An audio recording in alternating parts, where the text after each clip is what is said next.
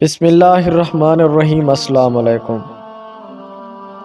کہتے ہیں قیصر روم نے حالات کا جائزہ لینے کے لیے اپنا ایک آدمی مدینے میں بھیجا۔ وہاں پہنچ کر وہ کسی سے پوچھنے لگا، آپ کے شہنشاہ معظم کا محل کہاں ہے؟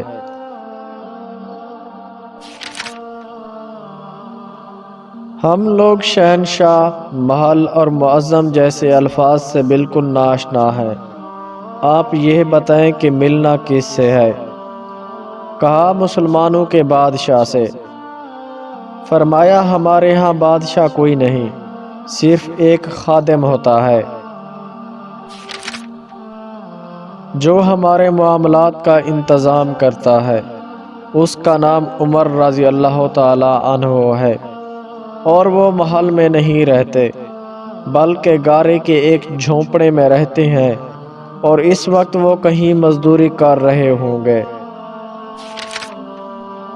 رومی یہ سن کر بڑا حیران ہوا اور آپ رضی اللہ تعالیٰ عنہ کی تلاش میں چل پڑا۔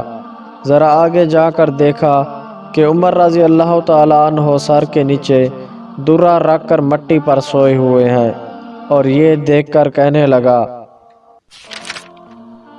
کیا یہ ہے وہ عمر جس کی ہیبت سے دنیا کے فرما روا کی نیند اڑ چکی ہے؟ اے عمر رضی اللہ تعالیٰ عنہ، تم نے انصاف کیا اور تمہیں گرم ریت پر بھی نیند آ گئی۔ ہمارے بادشاہ ظالم اور بددیانت ہیں، اس لیے انہیں سنگین حصاروں پر بھی نیند نہیں آتی۔ حضرت عمر رضی اللہ تعالیٰ عنہ وہ ہے جن کو آقا کریم صلی اللہ علیہ وسلم نے مانگا تھا، وہ عمر جنہوں نے 22 لاکھ مربع میل پر اسلام کا جھنڈا لہرایا تھا، وہ عمر رضی اللہ تعالیٰ عنہ جن کے لیے پیارے آقا رسول اکرم صلی اللہ علیہ وسلم نے فرمایا، اگر میرے بعد کوئی نبی ہوتے تو وہ عمر رضی اللہ تعالیٰ عنہ ہوتے۔